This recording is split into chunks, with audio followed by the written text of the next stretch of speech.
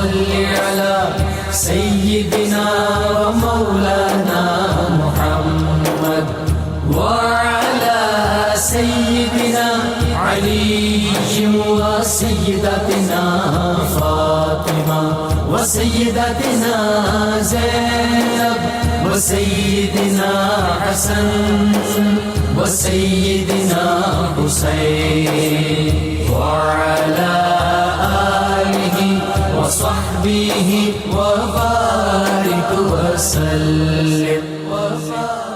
بسم اللہ الرحمن الرحیم. السلام علیکم ناظرین. اسماء النبی الکریم صلی اللہ علیہ وآلہ وسلم سے ایک اسم مبارک پڑھنے کی سعادت حاصل کر رہا ہوں. سیدنا الشاکر صلی اللہ علیہ وآلہ وسلم ہمارے سردار شکر ادا فرمانے والے، درود و سلام بھیجے اللہ آپ صلی اللہ علیہ وسلم، آپ کی آل پاک اور آپ کے صحابہ کرام پر. ارشاد باری تعالیٰ ہے، اگر تم میرا شکر کرو گے تو میں تمہیں اور زیادہ عطا کروں گا. حضرت عبداللہ بن عباس رضی اللہ عنہما سے مروی ہے کہ رسول اللہ صلی اللہ علیہ وآلہ وسلم اکثر یہ دعا فرمایا کرتے تھے، یا اللہ مجھے اپنا بہت زیادہ شکر گزار اور ذکر کرنے والا بنا، تجھ سے بہت زیادہ ڈرنے والا، تیری اطاعت کرنے والا، تیری ہی جانب رجوع اور انابت کرنے والا بنا. اور اے میرے پروردگار، میری توبہ قبول فرما، میری حجت ثابت کر دے، میرے دل کو ہدایت دے، میری زبان راست فرما اور میرے سینے کو کینہ اور بغض جیسی لغزشوں سے محفوظ فرما. آج کا ہمارا موضوع ہے عشق مصطفیٰ صلی اللہ علیہ وآلہ وسلم کے عملی تقاضے. اور میں اپنے مہمانوں کا تعارف شروع سے کروا دوں. اسلام آباد اسٹوڈیو میں آج میرے ساتھ تشریف فرما ہیں مفتی ضمیر احمد ساجد صاحب، معروف علمی شخصیت ہیں اور اسلام آباد کے حلقوں میں تو بہت ہی زیادہ جانے پہچانے پاپولر ہیں. لاہور اسٹوڈیو سے میرے ساتھ آج 3 اسکالر ہیں. مفتی عبدالرحمن قمر صاحب ہیں، یہ امریکہ سے تشریف لائے ہوئے ہیں، اور ان کے ساتھ علامہ بدرالزمان قادری ہیں، میرے مہمان بنتے رہتے ہیں. ماہر اقبالیات ڈاکٹر طاہر حمید تنولی، جو اس وقت پاکستانی پوری دنیا میں علامہ اقبال پہ دور حاضر میں اتھارٹی سمجھے جاتے ہیں، کئی کتابوں کے مصنف ہیں، علامہ کے حوالے سے بہت عام کتابیں لکھی جناب ڈاکٹر طاہر حمید تنولی صاحب نے. اور ناظرین کرام، میرے تینوں مہمانوں سے آپ واقف ہیں.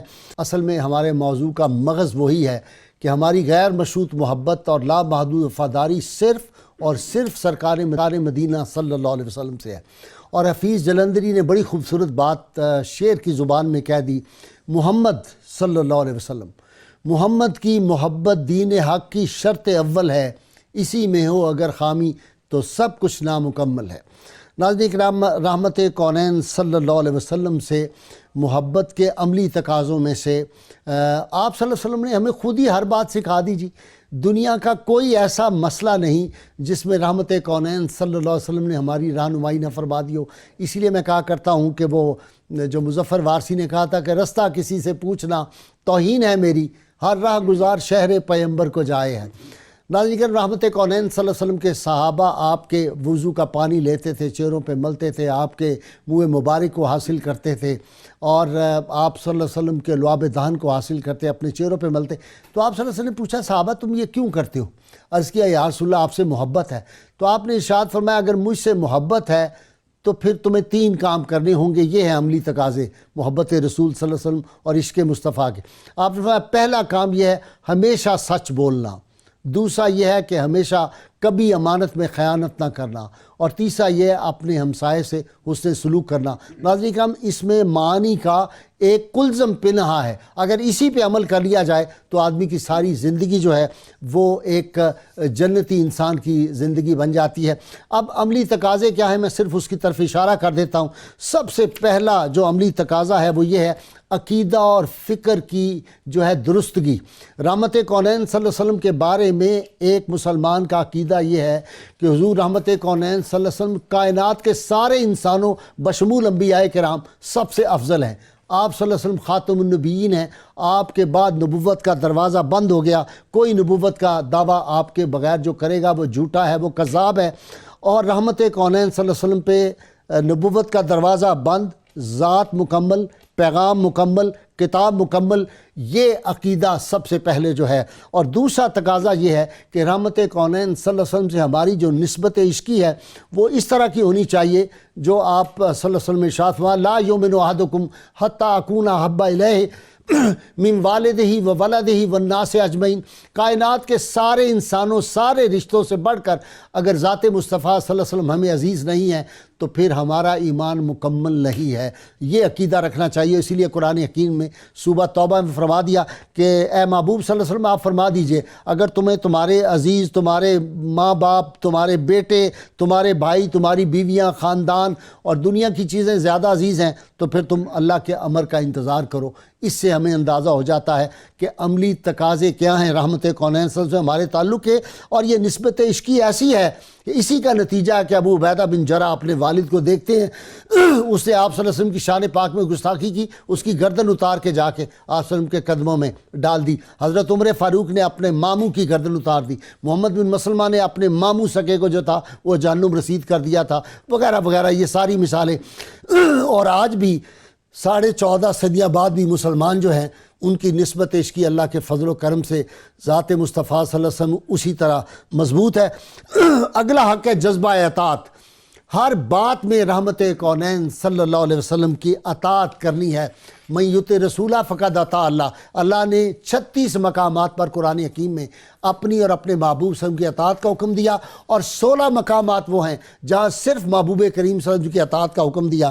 تو ناظرین کرام، پھر غیرت ناموس مصطفیٰ صلی اللہ علیہ وسلم، حضور صلی اللہ علیہ وسلم کی ناموس کی حفاظت ہر مسلمان پہ فرض بھی ہے، قرض بھی ہے، اور ہم نے یہ قرض ہمیشہ چکایا ہے اور تا قیامت ہم چکاتے رہیں گے۔ اور آخری یہ ہے کہ قرب مصطفیٰ صلی اللہ علیہ وسلم حاصل کرنا، اور اس کا طریقہ بھی آپ صلی اللہ علیہ وسلم کا قربان جاؤں۔ آپ نے فرمایا تم میں سے میرے قریب قیامت میں وہ ہوگا جو مجھ پہ زیادہ درود پڑے گا۔ تو درود و سلام جو ہے یہ بھی قرب مصطفیٰ صلی اللہ علیہ وسلم کا ذریعہ ہے۔ اور آخری بات جو میں عرض کر دوں، جن اشخاص سے آپ صلی اللہ علیہ وسلم نے محبت کی، جن چیزوں سے آپ نے محبت کی، جن جگہوں سے آپ نے محبت کی، جس خوراک سے محبت کی، جو لباس آپ نے پسند فرمایا، جو گفتار آپ نے پسند فرمائی، جو رفتار آپ نے پسند فرمائی، وہ سارے انداز اپنانے کو اتباع مصطفیٰ صلی اللہ علیہ وسلم کہتے ہیں۔ تو صحابہ اسی نہیں، جہاں حضور نے نماز پڑھی صلی اللہ علیہ وسلم نے، وہیں صحابہ نماز جا کے پڑھتے تھے۔ عبداللہ بن عمر ان جگہوں کو چومتے تھے، اپنی گال پہ لگاتے تھے، وہ جو آپ صلی اللہ علیہ وسلم جس جگہ بیٹھ کے خطبہ دیتے ممبر مبارک پہ، جہاں جہاں وہ رکے، جہاں جہاں ٹھہرے، وہی مقام محبت کی جلوہ گاہ بنے۔ اللہم صلی علی سیدنا و مولانا محمد وعلى سيدنا علي وسيدتنا فاطمة وسيدتنا زينب وسيدنا حسن وسيدنا حسين وعلى آله وصحبه وبارك وسلم۔ اللهم صل على سيدنا ومولانا محمد وعلى سيدنا علي وسيدتنا فاطمة وسيدتنا زينب وسيدنا حسن وسيدنا حسين وعلى آله وصحبه وبارك وسلم۔ میں ابتدا کر رہا ہوں آج کے موضوع کے حوالے سے مفتی ضمیر احمد ساجد صاحب۔ جی مفتی صاحب، عملی تقاضے عشق مصطفیٰ صلی اللہ علیہ وسلم کے، میں نے اشارے دے دیے، آپ تفصیل بیان کر سکتے ہیں۔ بسم اللہ الرحمن الرحیم۔ سب سے پہلے آپ کا شکریہ کہ آپ نے آج 92 میں بڑے اہم موضوع پر گفتگو کرنے کے لیے مجھے دعوت دی ہے، اور آپ نے بڑے خوبصورت انداز میں ایک تائرانہ نگاہ ڈالی ہے اس موضوع کے اوپر۔ اور بلا شبہ جب تک عشق رسول صلی اللہ تعالیٰ علیہ وسلم کے تقاضے پورے نہ ہوں تو اس وقت تک کوئی کامل مومن نہیں ہو سکتا ہے۔ صرف ایک زبانی دعویٰ کافی نہیں ہے، بلکہ اس کے لیے عمل بہت ضروری ہے۔ اور ان تقاضوں میں سے بہت سے تقاضے آپ نے گنوائے ہیں۔ ایک تقاضا ادب اور احترام رسول صلی اللہ تعالیٰ علیہ وسلم بھی ہے۔ کہ نبی اکرم علیہ السلام کا ادب کرنا اور آپ کا احترام کرنا یہ بھی عشق کے تقاضوں میں سے ہے کہ صحابہ کرام رضوان اللہ تعالیٰ علیہم اجمعین کس طرح ادب کرتے تھے کہ وہ سرکار دو عالم علیہ السلام کی مجلس میں بغیر وضو کے کبھی نہیں جاتے تھے. سبحان اللہ. اور اسی طرح سے جب سفر کر رہے ہوں تو سفر میں کبھی آگے نہیں بڑھتے تھے بلکہ ہمیشہ وہ پیچھے پیچھے رہتے تھے, سواریاں ان کی پیچھے رہتی تھی. بلکہ پالان نہیں رکھا اونٹ کے اوپر. جی بالکل. وضو نہیں تھا صحابی رسول صلی اللہ علیہ وسلم کا, تو پالان رکھنا تھا اونٹ کے اوپر. انہوں نے کہا میں نہیں رکھ سکتا, میرا وضو نہیں ہے. واہ کیا ادب ہے. تو قرآن مجید کی سورہ الحجرات میں اللہ تبارک و تعالیٰ نے یہ بھی فرمایا ہے کہ یا ایھا الذین آمنوا لا ترفعوا اصواتکم فوق صوت النبی ولا تجہروا لہ بالقول کجہر بعضکم لبعض ان تحبط اعمالکم وانتم لا تشعرون. کہ اے ایمان والو, نبی کی آواز سے اپنی آواز کو اونچا نہ کرو اور انہیں اس طرح نہ پکارو جس طرح ایک دوسرے کو پکارتے ہو, کہیں ایسا نہ ہو کہ تمہارے سارے اعمال ضائع ہو جائیں اور تمہیں اس کی خبر تک نہ ہو. تو اس کا معنی کیا ہے اس آیت کا کہ نبی کو اس طرح نہ پکارو جیسے ایک دوسرے کو پکارتے ہو. سبحان اللہ. حضرت عبداللہ ابن عباس رضی اللہ تعالیٰ عنہما فرماتے ہیں کہ اس کا معنی یہ ہے کہ اے لا تقول لہ یا محمد بل قول لہ یا نبی اللہ و یا رسول اللہ, کہ ان کو ان کا ذاتی نام لے کر جیسے ایک دوسرے کو بلاتے ہیں ہم اس طرح نہ کہو, بلکہ اگر ان کو پکارنا ہو تو یا محمد یا رسول یا نبی اللہ یا رسول اللہ کہہ کر پکارو. میں لاہور اسٹوڈیو جاؤں گا. مفتی صاحب بہت شکریہ. علامہ بدرالزمان قادری صاحب, کیسی بات انہوں نے فرمائی کہ اسی لیے شاید پورے قرآن میں کہیں یا محمد نہیں کہا گیا, یا ایھا المزمل یا ایھا الرسول, اس طرح کے جو الفاظ ہیں انہی سے اللہ نے بھی اپنے محبوب صلی اللہ علیہ وسلم کس طرح پکارا ہے. جی بسم اللہ الرحمن عملی الرحیم. تقاضے عشق مصطفیٰ. جی غازی صاحب, میں یہاں سب سے پہلے علامہ اقبال کے شعر کا حوالہ لوں گا. علامہ اقبال فرماتے ہیں عقل و دل نگاہ کا مرشد اولی ہے عشق. جی عشق نہ ہو تو شرع و دین عقل و دل و نگاہ کا مرشد اولی ہے عشق. اور بت قدائے تصورات. عشق نہ ہو تو شرع و دین بت قدائے تصورات. اقبال کہتے ہیں کہ اطاعت اس وقت باطل ہو جاتی ہے جب تک دل میں عشق مصطفیٰ کریم علیہ السلام نہ ہو. اور یہی بات امام جعفر صادق رضی اللہ تعالیٰ فرماتے ہیں کہ اللہ تعالیٰ نے جب مخلوق کو اپنی اطاعت کے حوالے سے عاجز دیکھا, اخرجہ الی الناس سفیرا صادقا, تو اپنے محبوب کو سفیر صادق اور برہان قاطع بنا کے بھیجا. فرمایا وجعل طاعتہ, اور اپنے نبی کی اطاعت کو اپنی اطاعت بنا دیا. اگر آپ صحابہ کی حیات طیبہ دیکھیں تو آپ کو ایک بات بڑی واضح نظر آئے گی کہ صحابہ کرام کی حیات طیبہ جو ہے, ان کی زندگیاں جو ہیں وہ عشق اور اطاعت کا جو ہے ایک حسین امتزاج تھی, ایک بہت خوبصورت امتزاج تھا. میں سالار عشق جو ہے سیدنا صدیق اکبر رضی اللہ تعالیٰ عنہ کے حوالے سے بات کروں گا, اور آپ کی جو حیات ہے وہ ہماری شاہراہ حیات کو منور کر دیتی ہے. آپ فرماتے ہیں لست تارکا شیئا کان رسول اللہ یعمل بہ, فرماتے ہیں میں کبھی بھی اس کام کو ترک کرنے کو تیار نہیں جس پر میرے نبی نے عمل کیا. الا عملت بہ انی اخشا, مجھے اس بات کا خوف ہے ان ترکت شیئا ومن امری ان ازیغا, کہ میں رسالت مآب علیہ السلام کی کسی قول کو چھوڑ دوں اور کہیں میں راہ سے بھٹک نہ جاؤں. اگلی بات فرماتے ہیں جب تدوین قرآن کا موقع آیا اور سیدنا عمر فاروق نے آپ سے عرض کیا کہ قرآن کو مدون کر لیا جائے, تو آپ نے فرمایا تھا کہ کیف افعل شیئا لم یفعلہ رسول اللہ علیہ السلام, میں وہ کام کیسے کر سکتا ہوں جو میرے نبی نے کام نہیں کیا. یعنی وہ لوگ اتنے اطاعت اور سنت کے پابند تھے کہ ایک لمحے کو چھوڑنے کے لیے تیار نہیں تھے. اور غازی صاحب اگر آپ کو یاد ہو لشکر اسامہ کے حوالے سے, جی قمر صاحب کی طرف آتا ہوں. جی مفتی عبد الرحمن قمر صاحب کی طرف. مفتی صاحب, وہ چیز جس کو رسول اللہ صلی اللہ علیہ وسلم نے پسند فرمایا اس کو پسند فرما لیں, اور جو رسول اللہ صلی اللہ علیہ وسلم کی ناپسند ہے اس کو ناپسند فرما لیں, یہ بھی ایک عملی تقاضا ہے. جی بسم اللہ الرحمن الرحیم. غازی صاحب, سب سے پہلے تو ہمارا جو موضوع ہے وہ ہے عشق مصطفیٰ یا حب مصطفیٰ اور اس کے عملی تقاضے. اس بات کو سمجھنے کے لیے میں یہ سمجھتا ہوں کہ یہ جو حب مصطفیٰ ہے یا عشق مصطفیٰ ہے یہ بیسیکلی ایک دعویٰ ہے, اور اس کی ہمیں دلیل دینی ہے. اس کا عملی تقاضا کیا ہے, اس کی دلیل دینی ہے. جس طرح اللہ پاک نے قرآن مجید میں فرقان حمید میں مثال دی ہے. ارشاد اللہ فرماتا ہے وَمِنْهُمْ مَنْ عَاهَدَ اللَّهَ لَئِنْ آتَانَا مِنْ فَضْلِهِ لَنَصَّدَّقَنَّ وَلَنَكُونَنَّ مِنَ الصَّالِحِينَ. فلما آتاهم من فضله بخلوا به وتولوا وهم معرضون صدق اللہ العظیم۔ اللہ ارشاد فرماتے ہیں کہ میرے بندے دعوے تو کرتے ہیں کہ یا اللہ مجھے مال دے، یا اللہ مجھے رزق دے، مجھے مالا مال کر دے، میں اتنے صدقے کروں گا، میں اتنی خیرات کروں گا کہ میرا نام نیکوکاروں میں لکھا جائے گا۔ اللہ فرماتے ہیں کہ جب میں اس کی خواہش کو پورا کر دیتا ہوں، مال عطا کر دیتا ہوں، تو بخیلو بھی پھر بخیلی شروع کر دیتا ہے۔ تو یہ اللہ پاک نے ایک مثال دی ہے ہمیں کہ دعویٰ کرنا آسان ہے کہ میں عاشق مصطفیٰ ہوں، دعویٰ کرنا آسان ہے کہ میں محب مصطفیٰ ہوں، اتباع کا جو ہے وہ طریقہ کیا ہے۔ حضرت عثمان غنی ذی النورین رضی اللہ تعالیٰ عنہ مکے میں تشریف لے گئے ہیں۔ سارے مکے والوں نے کہا تم شریف آدمی ہو، صاحب قدر ہو، سردار ہو، تمہیں اجازت ہے کہ تم چاہو تو طواف کر لو۔ حضرت عثمان غنی نے فرمایا کہ اگر میرا محبوب 1 سال تک بھی حدیبیہ میں بیٹھا رہے تو عثمان ان کے بغیر کبھی طواف نہیں کرے گا۔ تو یہ صحابہ کرام نے اتباع کے جو تقاضے ہیں، جو اس کے عملی تقاضے ہیں، وہ ہمارے سامنے پورے کیے ہیں۔ حضرت سیدنا علی رضی اللہ تعالیٰ عنہ سواری پر ڈاکٹر سوار طاہر ہوئے۔ امید تنولی صاحب کی طرف آتا ہوں جی۔ جی ڈاکٹر طاہر امید تنولی اقبالیات کے ماہر، بمصطفیٰ بے رسا خیش را کے دی ہماہوست، اگر باؤ نہ رسیدی تمام بولا حبیست۔ جی گائی صاحب السلام علیکم، بہت شکریہ۔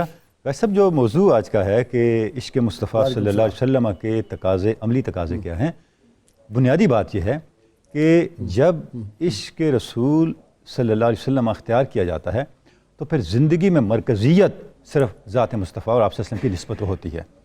پھر بندہ مومن کے جتنے معاملات ہیں، سبحان اللہ، اس کے عقیدے کے، اس کی فکر کے، اس کی انفرادی زندگی کے، اس کے اجتماعی زندگی کے، وہ متعین ہوتے ہیں آپ صلی اللہ علیہ وسلم کی نسبت کے ساتھ۔ اور اس میں ایک بڑی بنیادی بات جس کی طرف آپ نے اپنے ابتدائیے میں بھی اشارہ فرما دیا، وہ یہ ہے کہ ہمیں یہ نہیں بھولنا چاہیے کہ سب سے پہلے ذات مصطفیٰ ہے، اس کے بعد آپ کی اطاعت ہے، آپ کے معمولات ہیں، آپ کی سیرت ہے، اور یہ قرآن مجید کا اسلوب ہے۔ نون والقلم وما یسطرون وما انت بنعمت ربک بمجنون وانک لعلی خلق عظیم۔ اب ترتیب دیکھیں، اللہ رب العزت نے سب سے پہلے ہر اس چیز کی قسم کھائی جو لکھی جا رہی ہے، اور صاف ظاہر ہے اس میں سب سے پہلے قرآن مجید ہے جو لکھا ہوا ہے اور جس کے بارے میں بات ہو رہی ہے، جس کے اندر بات ہو رہی ہے۔ یعنی قرآن مجید کی قسم کھا کے ارشاد فرمایا ہے میرے رسول ہم نے آپ کو ہر طرح کے نقص سے پاک پیدا کیا، پھر فرمایا ہم نے آپ کو اخلاق عالیہ کے مقام پہ فائز فرمایا۔ تو جب آپ نے پیروی کرنی ہے تو آپ کی سیرت کی کرنی ہے، لیکن اس سے پہلے اسلوب قرآنی جو ہے وہ ہم نے نظر انداز نہیں کرنا کہ آپ صلی اللہ علیہ وسلم کی ذات پاک کے ساتھ ایک ایسا تعلق ہو کہ آپ کی ذات ہر لحاظ سے بندہ مومن کے لیے عملاً بے مثل اور بے نظیر ہو۔ بھائی صاحب قبلہ جب یہ چیز متعین ہو جاتی ہے نظریاتی سطح پر، فکری سطح پر، اعتقادی سطح پر، تو پھر زندگی کی ساری ترجیحات کا تعین جو ہے وہ ذات مصطفیٰ اور نسبت نبوی کے لحاظ سے ہو رہا ہوتا ہے۔ دوسری بات، عشق کا دعویٰ اگر وہ عشق ہے تو وہ عمل سے خالی ہو ہی نہیں سکتا۔ دیکھیں حضرت ربیعہ بن ابن کعب آپ صلی اللہ علیہ وسلم کی خدمت میں ہر وقت موجود تھے، سبحان تو جب آپ نے آپ صلی اللہ علیہ وسلم میں شفقت فرماتے ہوئے فرمایا کہ سل ربیعہ کچھ مانگ، تو اب دیکھیں کہ عشق کا تقاضا کیا ہے، یہ بھی سل صحابہ کرام ربیعہ سل جو ربیعہ کچھ مانگتا ہے۔ تو اب انہوں نے مانگا کیا؟ کہا یا رسول اللہ مجھے جنت میں آپ کی قربت چاہیے۔ اب آپ نے دوبارہ پوچھا، جب انہوں نے دوبارہ فرمایا یا رسول اللہ میری یہی التجا ہے، آپ نے کیا ارشاد فرمایا؟ آپ نے فرمایا فَأَعِنِّي عَلَى نَفْسِكَ بِكَثْرَةِ السُّجُودِ، ربیعہ پھر سجدوں کی اتنی کثرت کر کہ پتہ چلے تو دعویٰ عشق میں سچا ہے۔ تو یہ جو ایک تعلیم ہے کہ جس وقت عشق بندہ مومن کے اندر رچتا ہے، آدمی کے ریشے ریشے میں سما جاتا ہے عشق، جس طرح شاہ گل میں باد سحر گاہی کا نم، تو وہ آپ کے پورے جینیٹکس کو بدل دیتا ہے، آپ کی سوچ کو بدل دیتا ہے، آپ کی اپروچ کو بدل دیتا ہے۔ کل یعمل علی شاکلہ قرآن مجید میں ہے نا، ہر شخص اپنی جینیٹکس پہ کھڑا ہے۔ جب آپ عشق میں رنگے جاتے ہیں تو اس کے بعد پھر آپ کی سوچ، آپ کی اپروچ، آپ کی ترجیحات، آپ کی پسند ناپسند کیسے ہوتی ہے۔ عبداللہ ابن رواحہ تشریف لا رہے ہیں مسجد نبوی میں، سنتے ہیں آپ صلی اللہ علیہ وسلم کا حکم بیٹھ جاؤ، وہ نہیں دیکھتے میں کہاں کھڑا ہوں، وہیں بیٹھ جاتے ہیں جہاں پہ ہیں۔ تو اس کے بعد پھر آپ کی خواہش ختم ہو جاتی ہے، آپ کلیتاً فنا ہو جاتے ہیں۔ رحمت کونین صلی اللہ علیہ وسلم کی جو اتباع اور اطاعت ہے اس کے بارے میں میں بات کروں گا، بریک سے آ کے ہمارے ساتھ رہیے گا۔ اللہم صلی علی سيدنا ومولانا محمد وعلى سيدنا علي وسيدتنا فاطمة وسيدتنا زينب وسيدنا حسن وسيدنا حسين وعلى آله وصحبه وبارك وسلم. اللهم صل على سيدنا ومولانا محمد وعلى سيدنا علي وسيدتنا فاطمة وسيدتنا زينب وسيدنا حسن وسيدنا حسين وعلى آله وصحبه وبارك وسلم. اللهم صل على سيدنا ومولانا محمد. ویلکم بیک ناظرین کرام. تاریخ عالم کا مطالعہ کرنے سے اور انبیاء کرام کی تاریخ کا مطالعہ کرنے سے بھی یہ بات سامنے آتی ہے کہ 1,24,000 انبیاء کرام میں سے سوائے رحمت کونین صلی اللہ علیہ وسلم کے کسی نبی کو، دنیا کے کسی رہنما کو، دنیا کے کسی لیڈر کو، دنیا کے کسی سربراہ مملکت کو، دنیا کے کسی جرنیل کو ایسے ساتھی اور ایسے صحابی اور ایسی صحابیات میسر نہیں آئیں جس طرح کی رحمت کونین صلی اللہ علیہ وسلم کے صحابہ تھے، جو جذبہ ایثار، قربانی، وفا، شجاعت، دلیری، دلاوری رحمت کونین صلی اللہ علیہ وسلم کے ساتھیوں میں تھی. وہ دنیا کی تاریخ میں اس کی کوئی اور مثال نہیں ملتی. نہ آسمان کی آنکھ نے ایسی بہادر خواتین دیکھی اور نہ تاریخ کے اوراق نے. ناظرین کرام، میں یہ عرض کروں کہ رحمت کونین صلی اللہ علیہ وسلم کی سب سے بڑی جو عشاق تھیں وہ تو پہلے امہات المومنین تھی، اور امہات المومنین سے بھی بڑھ کے پہلی ہستی جن کو میں کہوں کہ عشاق کی سربراہ، صحابیات کی سربراہ، وہ سیدہ آمنہ طیبہ طاہرہ رحمت کونین صلی اللہ علیہ وسلم کی والدہ ماجدہ، جنہوں نے جلوہ محبوب جو تھا وہ سب سے پہلے دیکھا تھا. ناظرین کرام، اسی طرح ہم دیکھتے ہیں کہ سیدہ شفا حضور صلی اللہ علیہ وسلم کی جو خواتین دایا کے فرائض جنہوں نے سر انجام دیے تھے، ان میں حضرت شفا ہیں، سیدہ فاطمہ بنت عبداللہ ہیں، حضرت عثمان بن عاص کی والدہ، اسی طرح سیدہ حلیمہ سعدیہ طیبہ طاہرہ، سیدہ سویبہ ہیں، سیدہ ام ایمن ہیں، وغیرہ وغیرہ. یہ سارے نام وہ ہیں جو رحمت کونین صلی اللہ علیہ وسلم کی عشاق ہیں، جنہوں نے وہ ستارے آسمان سے جھکتے ہوئے دیکھے زمین پہ آتے ہوئے. وہ جو اختر شیرانی نے کہا تھا کہ ہوئی انوار کی بارش قدم رکھا محمد نے صلی اللہ علیہ وسلم، ہوئی انوار کی بارش قدم رکھا محمد نے، اور زمین کو چومنے عرش معلیٰ بار بار آیا. پھر رحمت کونین صلی اللہ علیہ وسلم کی جو صحابیات اور ان کا جو عشق رسول تھا، ناظرین کرام، سب سے پہلی عاشق جو تھی جو رسول اللہ پہ قربان ہو گئی، ان کا نام سیدہ سمیہ رضی اللہ تعالی عنہا ہے. اور یہ سیدہ سمیہ وہ ہیں جن پہ کون سا ظلم ہے جو نہیں آزمایا گیا. اور حضرت سیدنا عمار بن یاسر کی والدہ ماجدہ، ان کی شہادت کیسے ہوئی، ان پہ کون کون سے مظالم کیے گئے، یہ میرے جو آج اسکالر بیان کریں گے. جی خان صاحب، وہ جو ہے نا حدیث پاک لا یؤمن احدکم حتی اکون احب الیہ من والدہ و ولدہ والناس اجمعین، اس کا اگر کوئی مجسم صورت ہو، اور وہ جو حفیظ جلندی نے کہا کہ محمد کی محبت صلی اللہ علیہ وسلم، محمد کی محبت دین حق کی شرط اول ہے، اسی میں ہو اگر خامی تو سب کچھ نامکمل ہے. یہ شرط اول انہوں نے نبھائی ہے صحابیات نے. جی بسم اللہ الرحمن الرحیم. بہت شکریہ محترم غازی صاحب.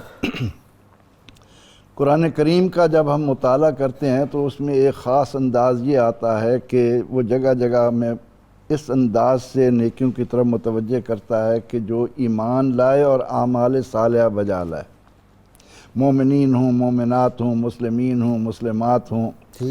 لیکن قرآن حکیم نے ایک اور خوبصورت انداز دیا جس کو سامنے رکھ کر ہم حضرات صحابیہ رضوان اللہ علیہم اجمعین کا عشق جو ہے وہ دیکھ سکیں گے۔ ٹھیک۔ قرآن کہتا ہے کہ من عامل صالحا من ذکر او انثی وہو مومن فلنحیینہ حیاتا طیبہ، واہ، کہ کوئی مرد ہے یا عورت اور وہ اعمال صالحہ بجا لایا ہو بشرطے کہ وہ مومن بھی ہو۔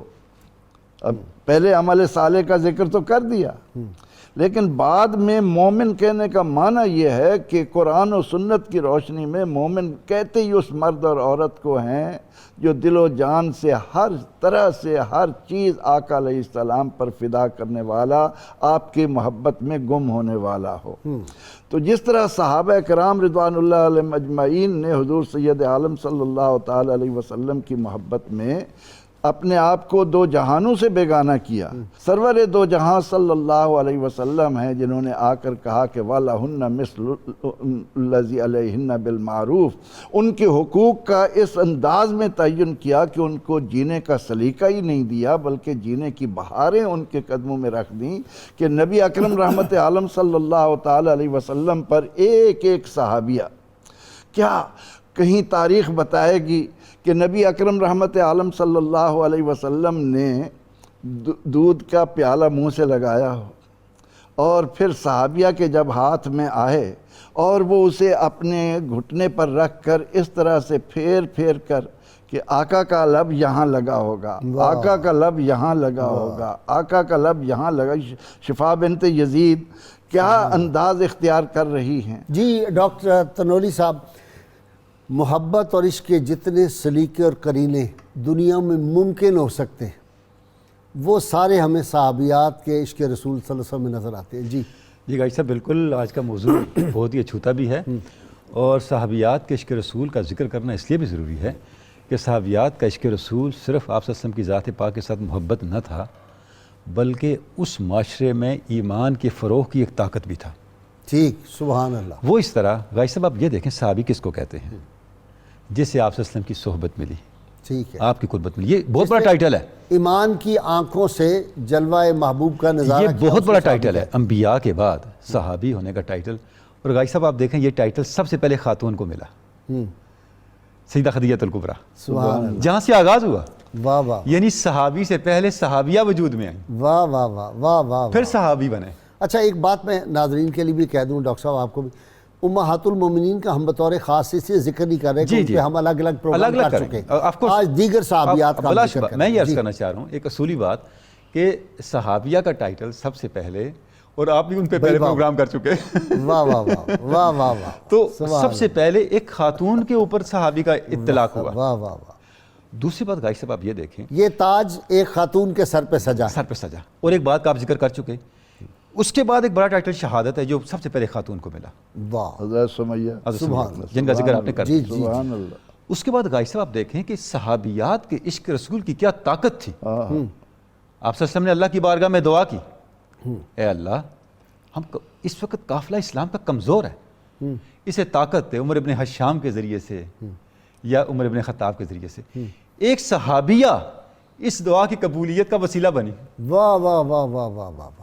اس لیے علامہ کہتے ہیں اب یہ عشق رسول آگے چلنا ہے۔ گائی صاحب یہ جو آج آپ نے پروگرام کیا اس کا مطلب کیا ہے؟ ہماری خواتین میں یہ جذبہ آنا ہے تو یہ معاشرہ بدلنا ہے۔ واہ واہ، علامہ کہتے ہیں دو خواتین نے اپنے بھائیوں کی زندگی میں انقلاب، وہ انقلاب آفرین جو لمحات تھے ان میں جس کا ساتھ دیا، ان کی دنیا سیدہ حق بدل زینب، سیدہ زینب ہمشیرہ امام علی مقام، اور دوسری یہ حضرت سیدہ فاطمہ سیدہ عمر بن خطاب کی گائی بہن۔ صاحب علامہ کہتے ہیں کہ بروں آور ز شام ما سحر را ذکرن باز آور خبر را تو میدانی کے سوز قرات تو دیگر گوں کرد تقدیر عمر را۔ واہ واہ واہ، ہے آج کی خاتون مسلم، تو ہماری شام کو سحر میں بدل دے، ہماری گزشتہ تاریخ ہمیں یاد دلا، تجھے پتہ ہے تیرا منصب کیا ہے؟ تیرے سوز قرات نے عمر کی تقدیر کو بدلا۔ آہا ہا ہا۔ غائی صاحب یہ صحابیات کے عشق کا جو ہے وہ مقام ہے۔ اور دوسری بات غائی صاحب یہ آپ نے بھی بہت نام لیے، پروفیسر صاحب نے قبلہ نے بھی تذکرہ فرمایا، صحابیات کے عشق رسول کو جب آپ ان کے تذکارے پاک کر سکتے ہیں، میں نے تو صرف اشارے دیے۔ جو غائی صاحب جو میں عرض کرنا چاہ رہا ہوں، صحابیات کا یہ جتنے بھی صحابیات ہیں جب آپ ان کے عشق رسول کے اظہار کو دیکھتے ہیں تو ہمارے سامنے وہ حقائق کھلتے ہیں کہ وہ کون کون سے پیرائے ہیں جہاں جہاں جا کر عشق رسول نے اپنی جلوہ نمائی کی. اب دیکھیں آپ صلی اللہ علیہ وسلم نے پانی پیا اور بعض روایات میں دودھ نوش فرمایا اور جو بچا ام ہانی کو دیا. حضرت ام ہانی نے فرمایا آج میرا روزہ ہے لیکن روزے کی قضا پھر ہو جائے گی. سیدنا علی مرزا کی ہمشیرہ ام ہانی حضرت ام ہانی کا ہے ہاں وہی ہیں جی کہ روزے کی قضا پھر ہو جائے گی, اچھا یہ نعمت پھر نہیں ملے گی. واہ واہ واہ. اب غازی صاحب یہ ایک عمل نہیں ہے, یہ ایک اصول ہے. ثابت ہوا کہ اصلی اصول بندگی استاجور کی ہے, استاجور کی ہے. ثابت ہوا کہ جملہ فرائض فروع ہیں, اصلی اصول بندگی استاجور کی ہے. تو صحابیات کا جو عشق رسول ہے اس کے جو اعمال ہیں وہ ہمیں یہ بتاتے ہیں کہ انہوں نے دنیا اور آخرت کے حوالے سے اپنی اپروچ کو کیسے بنایا. حضرت ام حرام, حضرت انس کی خالہ حرام, جن کے گھر آپ سے مقصد تشریف لے جاتے تھے, تو آپ ان کے گھر تشریف لے گئے, آپ تشریف فرما ہیں تو آپ مسکرائے. حضرت ام حرام نے فرمایا یا رسول اللہ آپ مسکرائے, کیا بات ہوئی؟ آپ نے فرمایا میں نے دیکھا, خواب دیکھا, میں نے دیکھا کہ جنت میں تخت بچھے ہوئے ہیں, وہاں پہ وہ لوگ بیٹھے ہیں جو اسلام کے فروغ کے لیے بحری جنگوں میں شامل ہوئے. انہوں نے کہا یا رسول اللہ میرے لیے بھی دعا فرمائے, میں بھی اس کا حصہ بن جاؤں. آپ سے نے دعا فرمائی, تھوڑا وقت گزرا, آپ پھر مسکرائے. تو انہوں نے کہا یا رسول اللہ آپ پھر مسکرائے, کیا ہوا؟ آپ نے فرمایا تمہارے لیے وہ دعا قبول ہو گئی. اللہم صلی علی سیدنا و مولانا محمد وعلی سیدنا علی و سیدتنا فاطمہ و سیدتنا زینب و سیدنا حسن و سیدنا حسین وعلى آله وصحبه وبارك وسلم. اللهم صل على سيدنا ومولانا محمد وعلى سيدنا علي وسيدتنا فاطمة وسيدتنا زينب وسيدنا حسن وسيدنا حسين وعلى آله وصحبه وبارك وسلم. جی سید صاحب, صحابیات کا عشق رسول صحابہ سے کم تو نہیں رہا, مقابلہ تو نہیں ہم کر سکتے, لیکن ایک کو دیکھتے ہیں تو کہتے ہیں کہ پھر یہ تو کمال ہے, پھر دوسرے کو دیکھتے ہیں کہتے ہیں ان سے بڑھ کے ہے, کوئی فیصلہ نہیں کر پاتے. میں تو ساری رات اسی میں لگا رہا ہوں. اللہم صلی وسلم وبارک علی سیدنا و مولانا محمد وعلی آلہ وآل بیتہ واصحابہ اجمعین. غازی صاحب, سب سے پہلے تو اس یونیک ٹاپک کے چننے پر آپ کو میں مبارکباد پیش کرتا ہوں. واقعی اس وقت کی بڑی اہم ضرورت تھی کہ ہم صحابیات رضی اللہ تعالی عنہن کا تذکرہ کر کے اپنے معاشرے کی خواتین تک ان مقدس خواتین کا وہ مقدس کردار پیش کریں کہ ان مقدس خواتین نے اپنے دور میں مقدس لوگوں سے بھی پردہ کیا. تو آج اس کی تعلیم کو عام کرنے کے لیے آپ نے جو کوشش کی ہے, اللہ پاک آپ کو اس پر بہترین جزائے خیر عطا فرمائے. آمین. جناب یہ بات بھی اپنی جگہ صحیح ہے کہ یہاں تقابل والی بات نہیں ہے. چمنستان مصطفیٰ میں جس پھول کو دیکھیے وہ اپنی جگہ ایک الگ مہک رکھتا ہے, ایک الگ چمک دمک رکھتا ہے. یہ نہیں کہا جا سکتا وہ اچھا ہے یہ اچھا ہے, تقابل نہیں کیا جا سکتا. صحابیات رضی اللہ تعالی عنہن قرآن مجید فرقان حمید میں بے شمار جگہ پر خواتین کا تذکرہ کیا گیا ہے, اور عرب کے اس معاشرے میں جہاں پر خواتین کی کوئی حیثیت اوقات نہیں تھی. مجھ سے قبل فاضل علامہ صاحب نے بڑے اچھے انداز سے اس کو بیان کر چکے ہیں کہ کوئی حیثیت نہیں تھی. اس کے باوجود نبی آخر الزماں صلی اللہ تعالیٰ علیہ وآلہ وسلم نے ان خواتین کو, عورت کو عزت دی, اور وہ عزت دی, وہ مقام دیا کہ ایک مرتبہ خواتین بیٹھی ہیں, نبی علیہ السلام تشریف لے جا رہے, تو جماعت خواتین نے عرض کیا یا رسول اللہ صلی اللہ علیہ وسلم, مردوں کا تذکرہ تو ہر جگہ ہوتا ہے, نماز میں, جہاد میں، کلمے میں، کہیں پر بھی کوئی بات ہوتی ہے مردوں کا تذکرہ ہوتا ہے، ہم خواتین کا کوئی تذکرہ نہیں ہے۔ تو اللہ کے رسول صلی اللہ تعالیٰ علیہ وآلہ وسلم نے جب ان کی یہ بات سنی تو وہ آیت کریمہ نازل ہوئی کہ ان المسلمین والمسلمات والمؤمنین والمؤمنات والقانتین والقانتات والتائبین والتائبات، کہ پھر خواتین کا تذکرہ بطور خاص مردوں کے ساتھ کیا گیا کہ جہاں ایمان لانے والے مسلمان شاہ مرد ہیں، وہیں صاحب مسلمان عورتیں بھی ہیں۔ آج ذکر ان کے کرنے عشق والے رسول مرد کی ہیں۔ بات کرنی ہے۔ اسلام نے عورت کو جو مقام دیا عشق وہ ایک الگ مصطفیٰ صلی ٹاپک اللہ ہے، علیہ وسلم کی مستقل طرف آنے موضوع سے پہلے ہے، قرآن لیکن مجید صحابیات کے واقعات پہ آج تذکرہ ہم کس شان سے بیان کیا گیا ہے، میں عرض کرنا چاہتا ہوں کہ کس شان سے بیان کیا گیا ہے، ان کے عشق کو بیان کرنے کے لیے قرآن نے کس خوبصورت انداز سے بیان کیا ہے۔ تو ہم یہ دیکھتے ہیں کہ خواتین کا ذکر بھی قرآن مجید میں بڑے اہتمام سے اسی لیے بیان کیا گیا ہے کہ انہوں نے نبی علیہ الصلوۃ والسلام کے ساتھ بے لوث عشق کیا ہے کہ کوچے کوچے میں مہکتی ہے یہاں بوئے قمیص، کوچے کوچے میں مہکتی ہے یہاں بوئے قمیص، یوسفستان ہر ایک گوشہ کنعان عرب۔ ٹھیک ایسی بات نہیں ہے۔ صحابیات کا جب ہم عشق دیکھتے ہیں، ام سلیم رضی اللہ تعالیٰ علیہا رضی اللہ تعالیٰ آپ کے متعلق فرماتے ہیں کہ آپ رضی اللہ تعالیٰ عنہ کے بارے میں فرماتے ہیں کہ آپ ملحان کی بیٹی ہیں۔ پہلا نکاح آپ کا ہوا تھا مالک ابن نذیر کے ساتھ، جس سے پیدا ہوئے جناب حضرت سیدنا انس بن مالک رضی اللہ تعالیٰ عنہ۔ پھر اس کے بعد دوسرا نکاح ان کا ہوا ہے جناب حضرت ابو طلحہ کے ساتھ۔ رسول اللہ صلی اللہ تعالیٰ علیہ وسلم اکثر و بیشتر دوپہر کے وقت ان کے گھر تشریف لے جاتے ہیں۔ ٹھیک تو ام سلیم کی عادت یہ تھی کہ جس چمڑے کے ٹکڑے پر میرے آقا یہ کریم ام صلی اللہ سلیم علیہ نہیں ہے وسلم لفظ، استراحت فرماتے تھے، ام سلیم ہے یہ لفظ جی۔ ام سلیم رضی اللہ تعالیٰ عنہ، شکریہ آپ کا، ام سلیم رضی اللہ تعالیٰ عنہ کے بارے میں کہ جب جس ٹکڑے پر آپ آرام فرما رہے ہوتے تھے اس ٹکڑے پر نبی علیہ الصلوۃ والسلام کا پسینہ مبارک جمع ہو جاتا تھا۔ یہ خاتون وہ ہیں کہ وہ تمام پسینے کو جمع کر لیتی تھیں، جو آقا کریم کے منہ مبارک جھڑ جاتے تھے ان کو بھی جمع کر لیتی تھیں۔ تو اب آپ اندازہ لگائیے کہ ایک بار آقا کریم صلی اللہ علیہ وسلم نے پوچھا کہ یہ کیا کر رہی ہیں؟ نہیں آپ نے کیا لفظ کہا کہ یا رسول اللہ صلی اللہ علیہ وسلم، جو ان کے منہ مبارک تھے آپ صلی اللہ علیہ وسلم کے، وہ کیا ہوتے تھے؟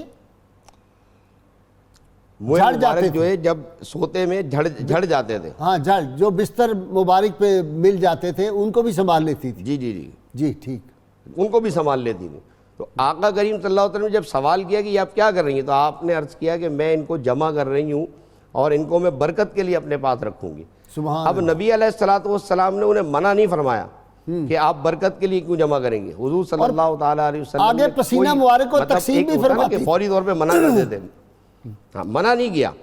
نبی علیہ الصلوۃ والسلام نے اس کی تحسین فرمائی، اور یہ تحسین فرمانا ہی اس بات کی دلیل ہے کہ رسول اللہ صلی اللہ تعالیٰ علیہ وآلہ وسلم سے یہ خواتین اس قدر عشق و محبت رکھتی ہیں کہ آپ کے پسینہ مبارک، آپ کے بال مبارک کو بھی جمع کرتی ہیں اور آپ پر ہر لحاظ سے فدا ہوتی ہیں۔ جیسے کہ آپ نے ابھی حضرت سیدہ ام عمارہ کے بارے میں بتایا کہ احد کے میدان میں جب آپ کے اوپر چاروں طرف سے حملہ ہوا ہے تو اس موقع پر جناب ام عمارہ خنجر لے کر کے تنہا کھڑی ہوئی ہیں، خاتون ہیں، عورت ہوتے ہوئے حضرت ام عمارہ جو ہے وہ کھڑی ہیں، اور حضرت ام سلیم کی دعوت کی بات سنا دیں، یہ ہو گئی بات۔ شاہ صاحب ام سلیم نے جو دعوت کی تھی وہ سنا دیں، تھوڑا سا کھانا کتنے لوگوں نے کھا لیا؟ حضرت ام سلیم کی بارگاہ جب یہ گھر پہ موجود تھے، جناب ابو طلحہ نے ایک مرتبہ عرض کیا، تشریف لائے گھر میں اور پوچھا کہ کیا کچھ کھانے کے لیے ہے گھر میں؟ آقا کریم صلی اللہ علیہ وسلم جو ہے وہ اس وقت بھوک محسوس فرما رہے ہیں۔ تو جناب ام سلیم نے جب یہ سنا کہ میرے آقا بھوک محسوس فرما رہے ہیں تو جلدی جلدی کھانے کا بندوبست کیا۔ اب 4-5 افراد کا کھانا تھا، اتنا زیادہ کھانا نہیں تھا، لیکن آقا کریم صلی اللہ علیہ وسلم کی اس چاہنے والی خاتون نے کھانا بڑے اہتمام سے تیار کیا، اور اہتمام سے تیار کرنے کے بعد جناب ابو طلحہ سے کہا کہ آپ جائیے اور رسول اللہ صلی اللہ علیہ وسلم کو دعوت دے دیجئے۔ آقا کریم صلی اللہ علیہ وسلم اپنے ساتھ کئی صحابہ کو لے کر تشریف لائے۔ ناظرین کرام، کتاب الشفاء سے نسخے کا وقت ہو گیا۔ نظر بد اور جادو سے حفاظت کا یہ عمل ہے، فرمان نبوی صلی اللہ علیہ وسلم ہے۔ سورۃ الفلق اور سورۃ الناس پڑھ کر اپنے آپ پر دم کر لینے سے انسان ہر قسم کے جادو اور نظر بد سے محفوظ رہتا ہے۔ شرط یہ اول و آخر کم از کم 11 مرتبہ کوئی بھی درود پاک جو آتا ہو وہ پڑھیں۔ حضرت ذو النون مصری رحمہ اللہ فرماتے ہیں اللہ تعالیٰ سے محبت کے دعوے دار کی پہچان یہ ہے کہ وہ حبیب خدا صلی اللہ علیہ وسلم کے اسوہ حسنہ کو اپناتا ہے اور آپ کے فرامین مبارکہ سے مکمل رہنمائی حاصل کرتے ہوئے آپ صلی اللہ علیہ وسلم کی سنت پر عمل کرتا ہے۔ اللہم صلی علی سیدنا و مولانا محمد وعلى سيدنا علي وسيدتنا فاطمة وسيدتنا زينب وسيدنا حسن وسيدنا حسين وعلى آله وصحبه وبارك وسلم